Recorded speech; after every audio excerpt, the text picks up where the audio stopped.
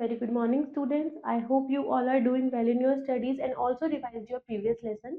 So today we are going to start our seventh chapter, which is data, memory and storage. तो इस chapter के अंदर हम पढ़ेंगे कि हमारे कंप्यूटर के अंदर व्हाट इज डेटा, हमारे कंप्यूटर की मेमोरी एंड इट्स स्टोरेज के बारे में.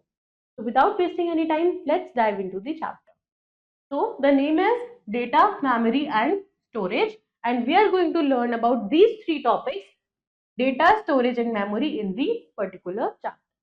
So first we have an activity which says, children, do you know a computer does not work on its own? Computer kabhi bhi khud se kuch kaam nahi karta.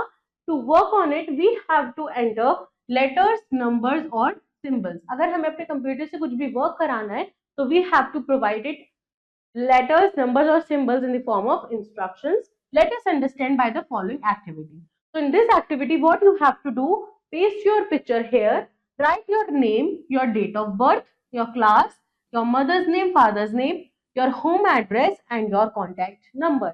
तो ये जो भी चीजें हम यहाँ पे फिल करेंगे वो हमारी क्या होगा, वो हमारा डेटा होगा. यानी कि you will write your name, telephone number and address in the place of blank. Whatever you write in letters, words or numbers is called data. हम letters, words और numbers की फॉर्म में जो भी हम लिखते हैं वो हमारा क्या हो जाता है, डेटा हो जाता है. और data can be a picture और साउंड ऑल्सो. कोई पिक्चर या फिर साउंड भी हमारे लिए डेटा की कैटेगरी में आ सकता है. मेमोरी क्या होती है? Memory is simple the information we have stored in our mind. Memory वो सिंपली एक इंफॉर्मेशन है जो हम अपने माइंड के अंदर स्टोर रखते हैं. It comes from our experiences. वो हमारे एक्सपीरियंस से हमें मिलती है. And things we have learn, या फिर वो चीजें जो हमने लर्न करी है या सीखी है. You remember your name. आपको आपका नेम याद रहता है, एड्रेस, कॉन्टैक्ट नंबर याद रहता है, etcetera, because it is stored in your memory. यानी कि आपके ब्रेन के अंदर आपका कॉन्टैक्ट नंबर, आपका name, your parents name, your address, ये सब चीजें क्यों याद रहती हैं? बिकॉज वो आपके माइंड के अंदर रिकॉर्डेड है, वो आपकी मेमोरी के अंदर स्टोर्ड है. Similarly computer can also remember and store lot of data. और सिमिलरली जो कंप्यूटर है वो भी क्या कर सकता है, स्टोर करके रख सकता है lots of data in its memory, अपनी मेमोरी के अंदर. स्टोरेज क्या होती है? All of us store our important things at safe places. हम अपनी इंपॉर्टेंट चीजें कहाँ रखते हैं? सेफ प्लेसेस पे, अपनी अलमीरा के अंदर, अपने लॉकर्स के अंदर हम अपनी सेफ प्लेस पे अपनी चीजों को रखते हैं. So we can cover them when needed, ताकि हम उन्हें कवर कर सकें जब भी हमें उसकी जरूरत होगी.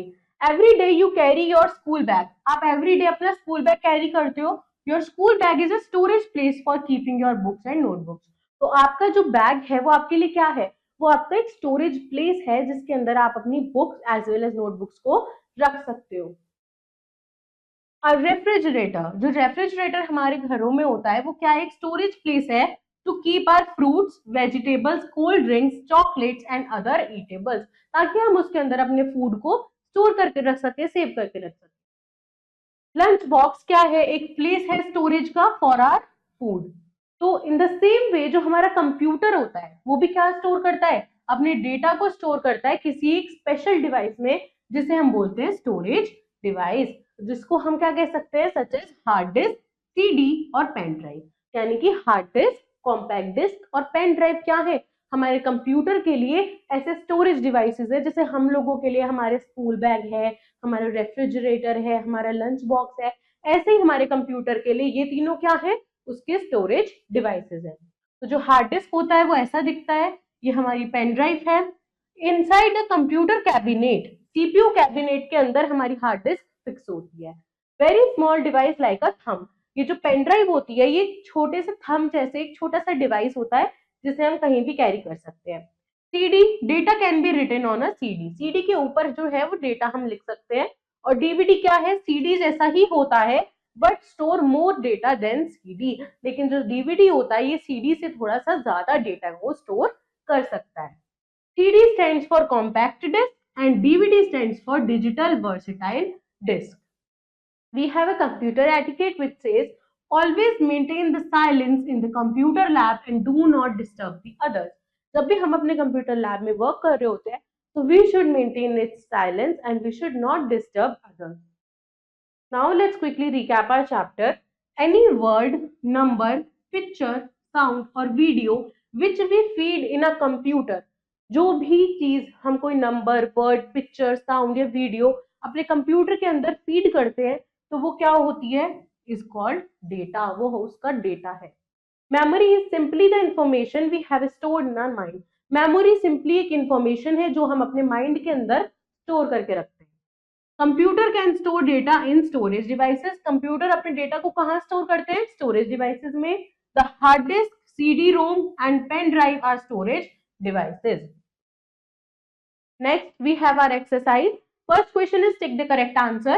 Dash is not an example of data. तो इसमें से डेटा का एग्जाम्पल क्या नहीं है, नंबर्स है, वर्ड्स है, बट फ्रूट्स डेटा का एग्जाम्पल नहीं है। A computer has dash to store data, memory. Dash is a small device like a thumb, pen drive. Dash stores a large amount of information, hard disk, pen drive और CD. तो इन तीनों में से large amount of information store करती है hard disk. Next is true false. Data contain only word and symbol.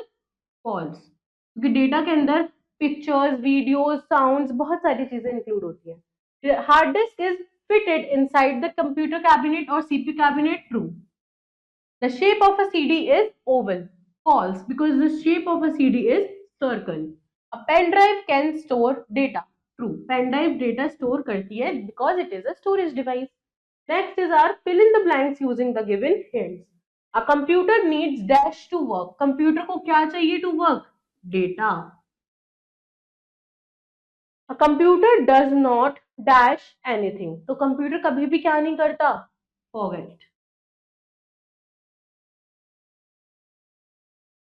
Dash can store more data than CD, DVD.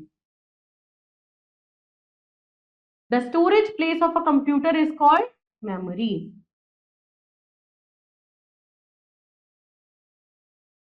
So students, this was your chapter about the memory, storage and data of your computer. I hope it is clear to you.